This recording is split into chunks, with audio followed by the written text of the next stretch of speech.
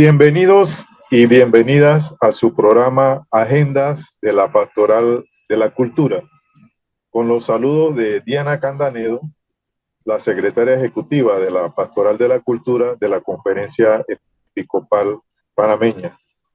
Rogamos para que prontamente Diana esté con nosotros y mejore su salud. Nos ponemos en manos de nuestro Dios, el Dios de la vida, y de nuestra querida Madre María.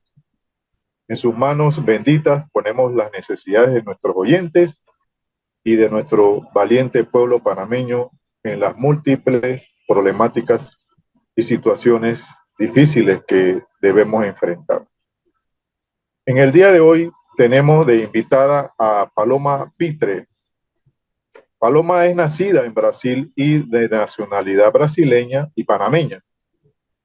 Es abogada, graduada por la Pontificia Universidad Católica de Sao Paulo en Brasil, y ha concluido sus estudios de maestría en estudios latinoamericanos por la Universidad de Sao Paulo de Brasil.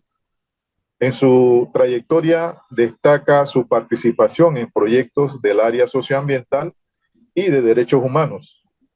Actualmente Paloma es investigadora en el Instituto para el Desarrollo de Inversión Social Privado en Brasil. Bienvenida, Paloma.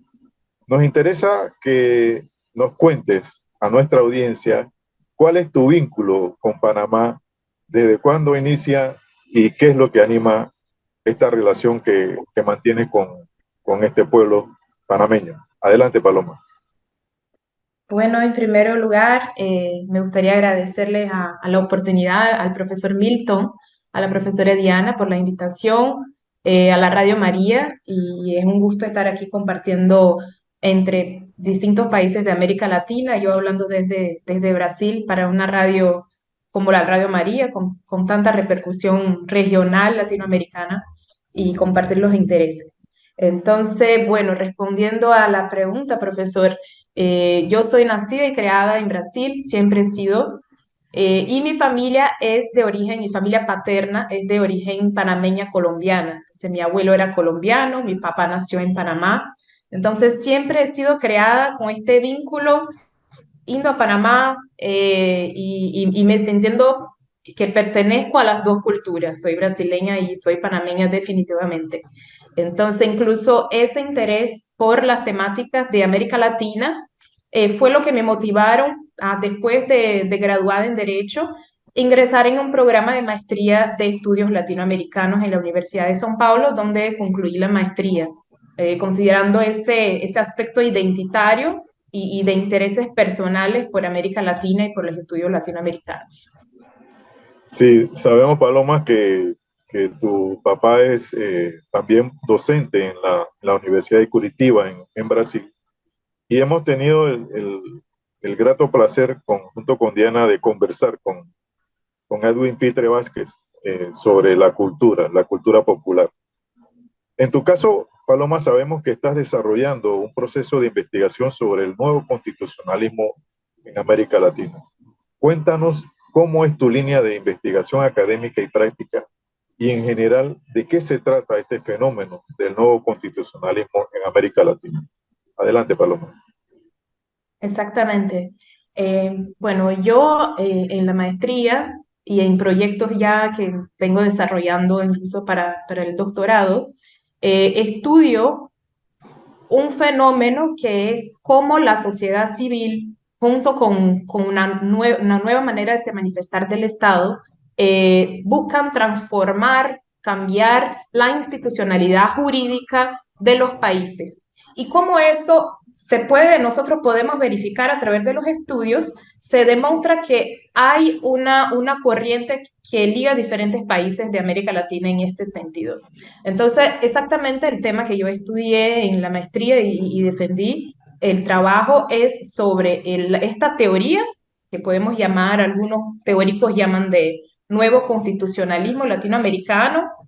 Hay quien también lo llame de constitucionalismo andino, porque nació principalmente en países andinos, en Sudamérica, y la interrelación de este con el caso específicamente de Chile, porque Chile acaba de pasar en los años anteriores por una asamblea constituyente que buscó reemplazar la constitución de la dictadura militar pinochetista chilena. Eso no logró porque la población al fin no aceptó el proyecto que fue hecho democráticamente, pero hubo todo el proceso.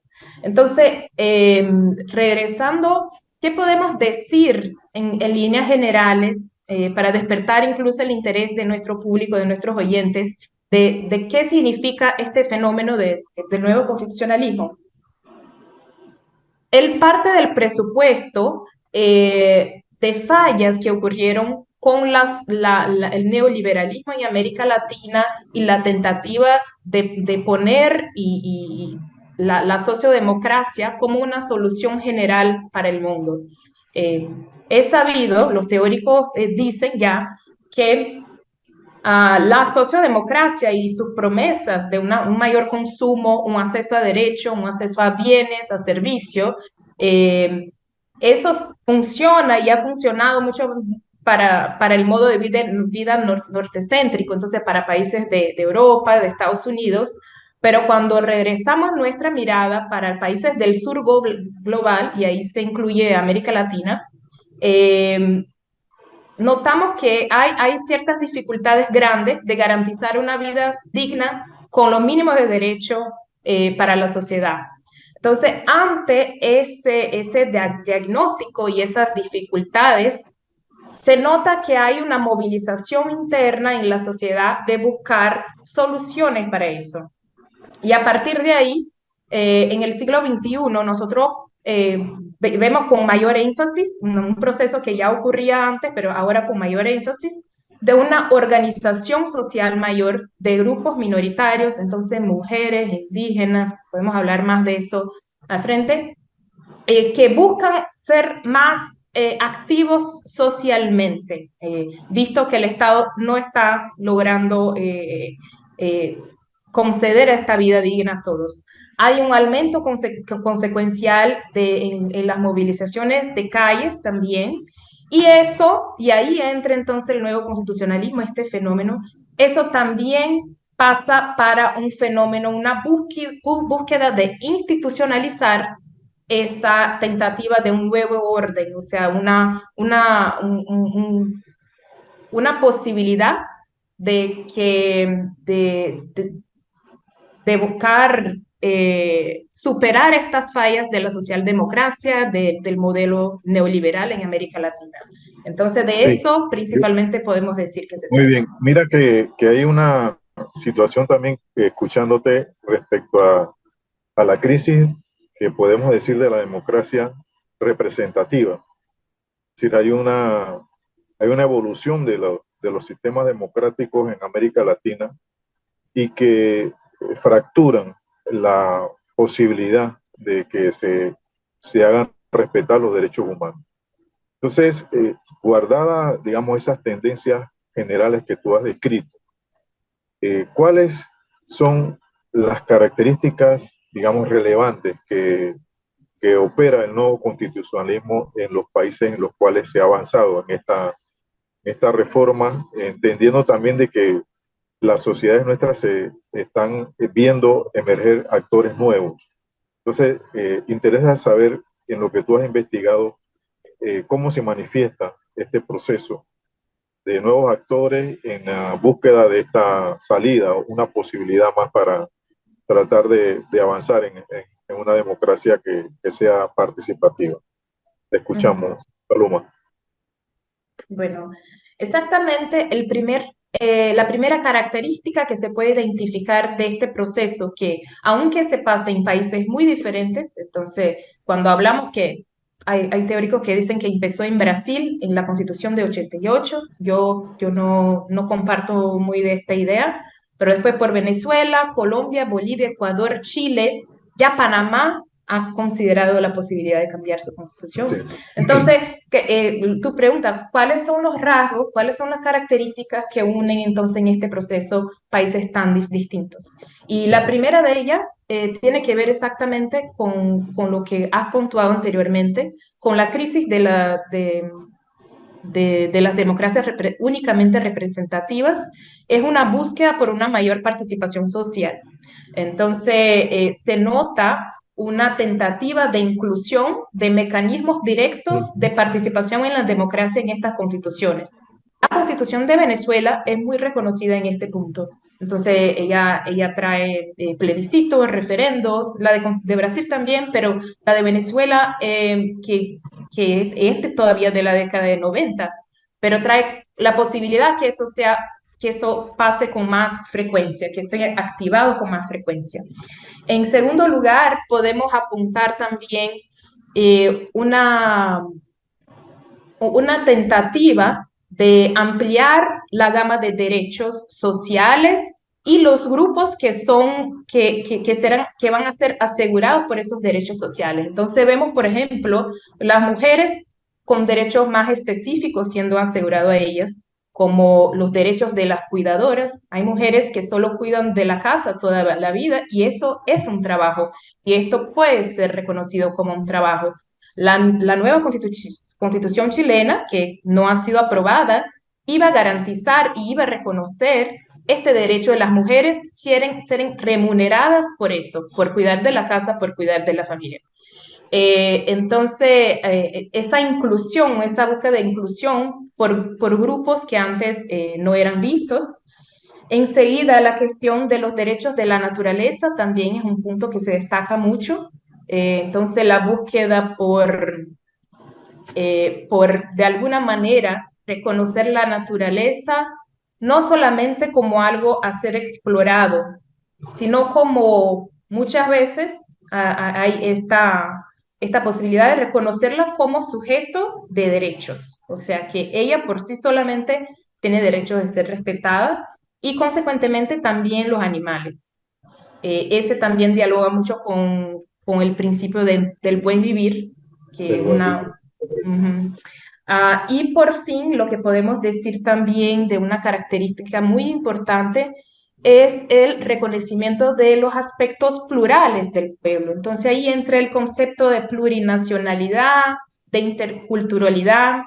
Me gustaría destacar principalmente la cuestión de la plurinacionalidad, que es muy importante, que es, aunque el país de Panamá o el país de Brasil o Colombia sean un Estado nacional, él puede reconocer que dentro de un mismo Estado hay diferentes pueblos con diferentes identidades y que eso debe ser respetado y para garantizarles su autonomía jurídica, organizacional, administrativa. Y eso es muy importante, principalmente para cuando hablamos de los pueblos indígenas.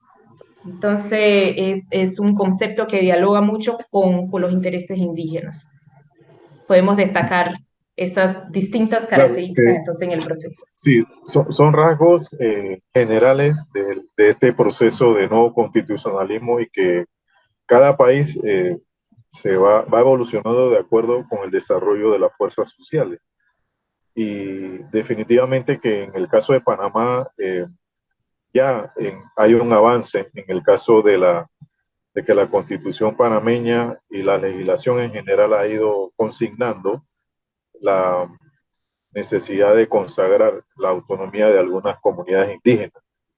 En el caso de los gunas, que fueron los primeros en el país que lograron la definición de una comarca, el pueblo Nove Buglé, y también los Emberá. Entonces, yo siento que esto es un elemento importante en términos de que son actores emergentes y que requieren que la deliberación que haya sobre la forma de reformar la constitución, que en este caso con tu aporte estás tratando de identificarlo como una tendencia que se denomina nuevo constitucionalismo, debe relanzar nuevamente a la posibilidad de construir sociedades más equitativas. En ese aspecto de la diversidad, de la interculturalidad y de la complejidad que supone entendernos en este enfoque de lo plurinacional, que tenemos algunos países más históricamente definidos que otros. ¿Cuál es el papel de la sociedad civil en este fenómeno? ¿Y cuáles son los rasgos que caracterizan ese proceso. ¿Hay algunas similitudes en diferentes regiones o hay algunos rasgos distintivos que nos pudieran ayudar a nosotros a entender cómo encarar el proceso que ya se ha insinuado en Panamá de reformar la Constitución? Te escuchamos, Paloma. Bueno, me gustaría empezar hablando entonces de esa inclusión de la sociedad civil en este proceso con una frase que yo escuché de Sonia Guajajara. Sonia Guajajara fue electa una de las principales líderes por la revista Times. Bueno, no queremos ser hegemónicos o nortecéntricos aquí, pero fue reconocida y hoy en día es ministra de Lula aquí en Brasil, del Ministerio de los Pueblos Indígenas, que es la primera vez que Brasil tiene un Ministerio de los Pueblos Indígenas. Entonces, el año pasado, en una conferencia que yo escuchaba de ella dijo, mira, el pueblo que yo represento, mis pueblos indígenas aquí en Brasil, ya no quieren ser representados aún por la izquierda. Todos los años que pasaron, nosotros elegíamos miembros de la izquierda. Ahora lo que nosotros queremos es que nosotros mismos ocupemos los espacios de poder. Y eso es lo que se nota con el nuevo constitucionalismo también. ¿Y por qué eso? Porque ella dijo, nadie va a tutelar los intereses de los pueblos indígenas más que el mismo pueblo indígena. Entonces, lo que es, ella dijo, ahí puede ser suplantado para todos los otros grupos, los grupos de campesinos, que yo sé que es un interés personal y profesional del profesor Milton, de las mujeres, de los defensores del derecho al agua. Entonces, haciendo un recorrido ahora saliendo para el otro lado del caso chileno, entonces las lecciones aprendidas de la organización de la sociedad civil, de lo que yo he observado más profundamente en el caso chileno.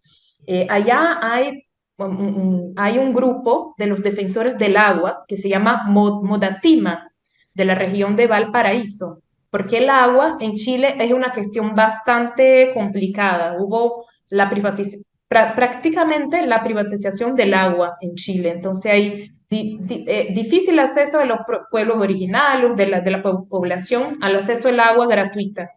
La organización de Modatima es de 2010, o sea, reciente, pero logró una organización tan interesante y tan buena que ocupó más de que algunos cupos en la Asamblea Constitucional. Entonces, logró elegir a algunos representantes de interés. Y eso hizo con que en la propuesta constitucional el derecho al agua fuera muy bien garantizado. Entonces, lo que me parece de lecciones aprendidas en ese caso es que los movimientos y las organizaciones sociales no busquen estar solamente en el campo social, que busquen ascender al campo político. O sea, que busquen de alguna manera dialogar, cruzar con intereses de partidos políticos ya más antiguos, más tradicionales. Yo sé que el caso de Panamá es un poco diferente porque no hay tantos partidos políticos como hay en Brasil, por ejemplo, pero esta parte de ir para la política y ocupar cupos y no ser representado, pero representarse a sí mismo, eso me parece lo más importante.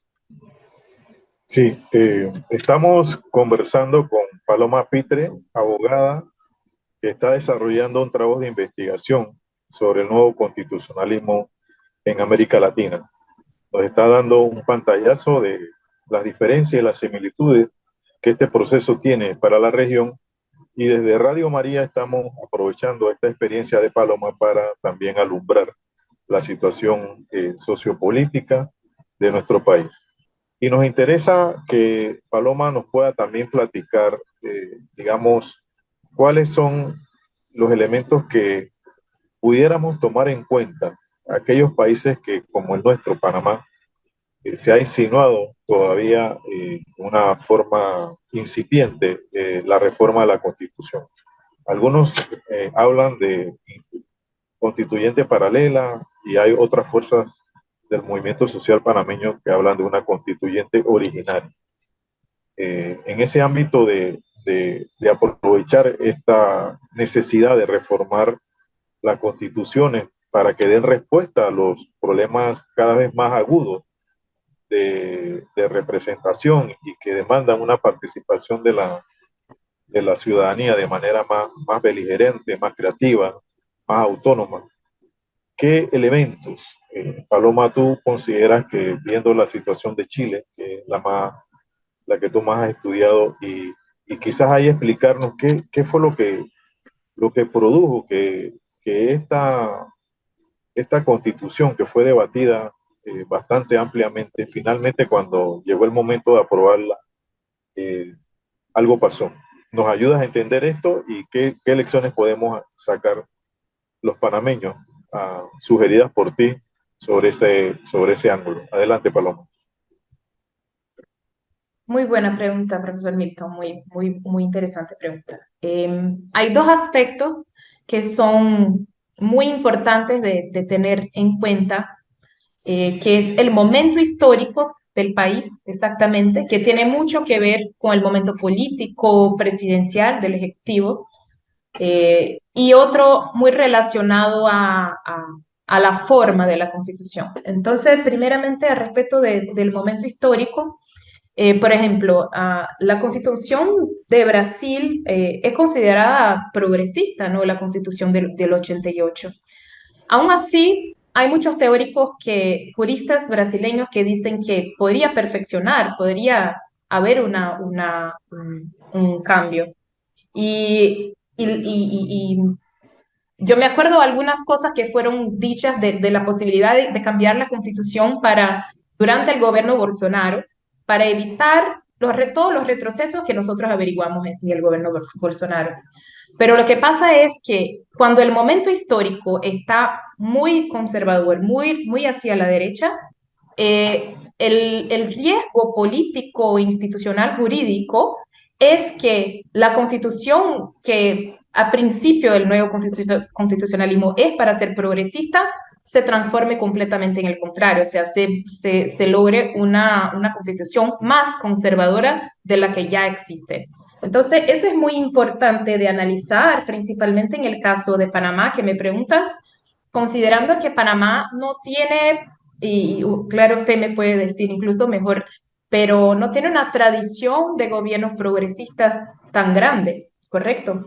En el caso chileno también hubo eso, porque aunque la Asamblea Constituyente fuera bastante progresista, todo el Congreso Nacional era muy conservador y la media muy conservadora. Entonces, en Chile, cuando acompañas los canales, los medios de telecomunicaciones, es muy difícil que encuentres en la tele noticiando alguna cosa a veces verdadera de noticias sobre la convencional constituyente. La diseminación de fake news fue un punto bastante grave en el caso chileno. Entonces, mucha gente ha votado por no aceptar la nueva constitución porque lo que han dicho es que esta constitución iba a acabar con el derecho de propiedad o cosas de ese tipo, que no es verdad.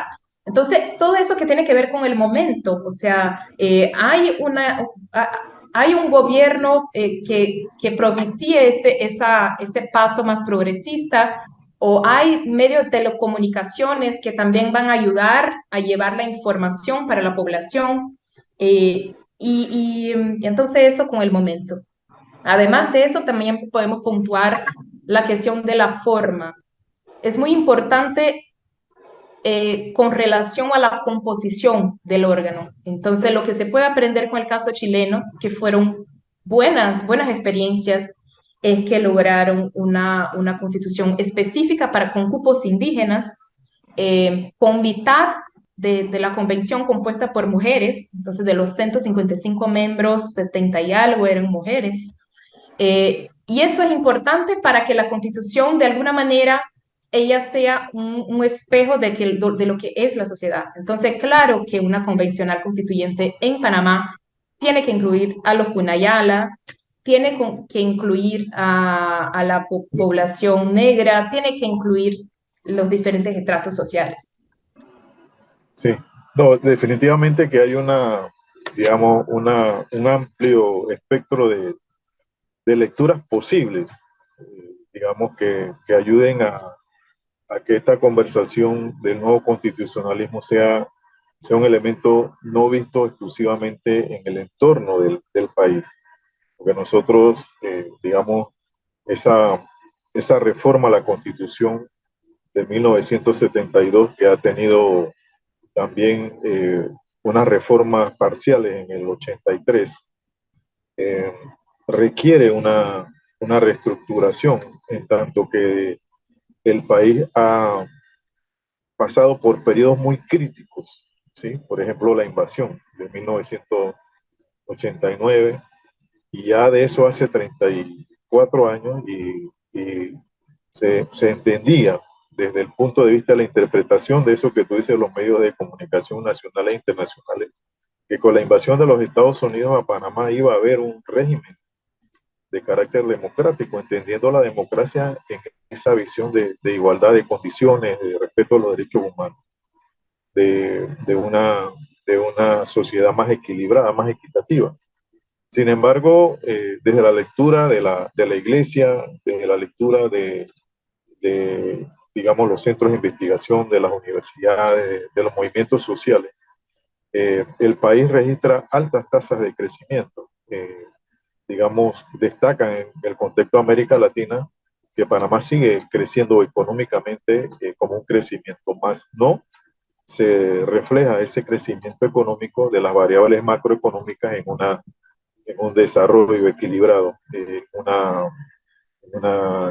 sociedad, digamos, menos desigual. Entonces, yo creo que es importante la reflexión con Paloma, en tanto que puede ser que en otros países rescatamos la idea que ella plantea, en el sentido de que hay que entender la temporalidad, es decir, el tiempo que nos toca vivir la reforma, y que no podemos pensar que la reforma, por más buena desde los distintos intereses que haya, se dé, por ejemplo, que es el caso chileno, si no tomamos en cuenta que tiene que haber un consenso. Y el consenso pasa también por reconocer que hay un dominio de los medios de comunicación, especialmente, y de las redes, de un pensamiento conservador. Entonces, en el caso nuestro, pues podemos decir que ese pensamiento conservador va a pesar mucho en el momento en que se dé la deliberación sobre la necesidad de reformar la constitución panameña, que ya hemos visto pues que tiene un tiempo largo ya, que requiere ajustes y que requiere una maduración de la cultura política, en la que los panameños sepamos que el camino que debemos seguir transitando es pugnar por una mayor participación de todos los actores, una diversidad y una interculturalidad, y de una visión, digamos, de un país que trasciende más allá del eje transísmico, donde transcurre la ruta de tránsito. O sea, el Panamá se construye desde lo regional, desde Darién, desde Gunayala, de Colón, desde Bocas del Toro, Veragua, Azuero, Coclé.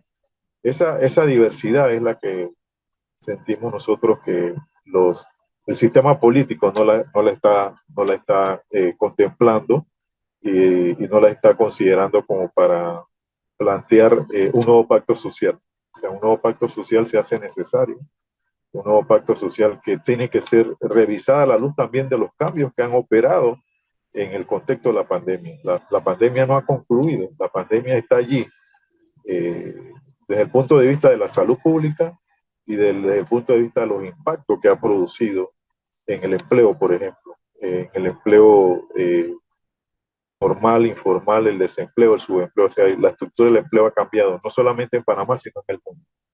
Entonces, esa reflexión que tú nos has planteado hoy, Paloma, nos lleva a mirar un poco a América Latina, no solamente, como decimos en ocasiones, mirarnos el ombligo, sino tener una mirada más amplia, como somos países del sur. O sea, no podemos dejar que siempre sea la visión etnocéntrica la que prevalece sobre nuestra visión originaria, ¿no?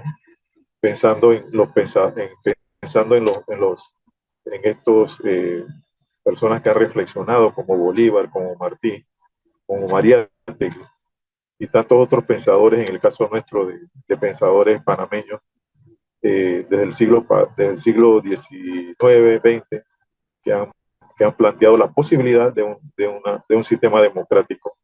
En el caso nuestro, es un país que tiene muchas posibilidades económicas de avanzar rápidamente.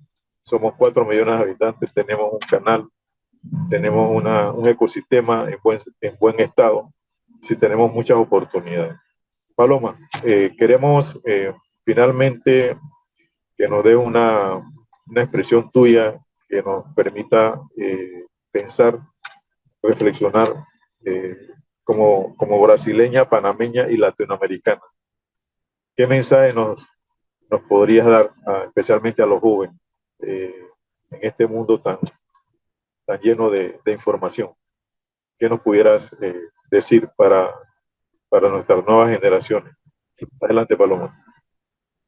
No, gracias por la síntesis, que fue perfecta, unió muchos puntos por los cuales me gustaría pasé y incluso algunos que me vinieron más a la cabeza. Entonces, inclusive esta cuestión de que eh, muchas veces la sociedad no está ni siquiera preparada para el progresismo que puede venir de un proceso como este, que es exactamente lo que pasó con el caso chileno. Eso hoy la sociedad chilena, los sectores más progresistas ya reconocen eso, que quizás fuera una constitución que no fuera la cara de Chile, porque Chile tiene sectores conservadores y que todavía existen y que es una parcela de la población. Entonces es eso, ese es un mensaje que eh, el sistema jurídico institucional que va a garantizar un, esta nueva orden tiene que dialogar con la realidad.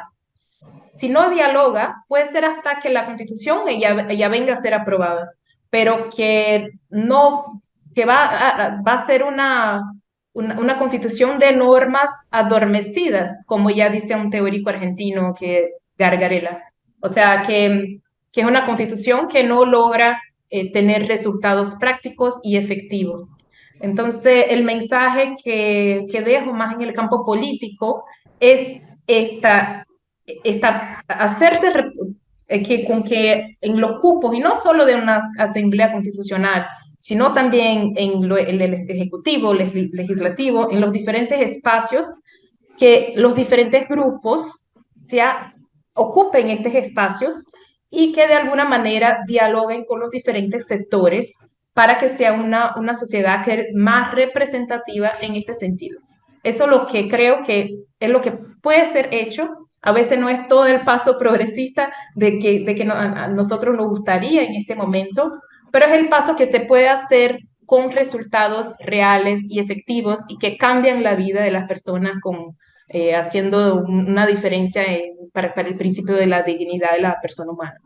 Entonces, ese es el mensaje, la idea que me gustaría dejar Muchas, ahí.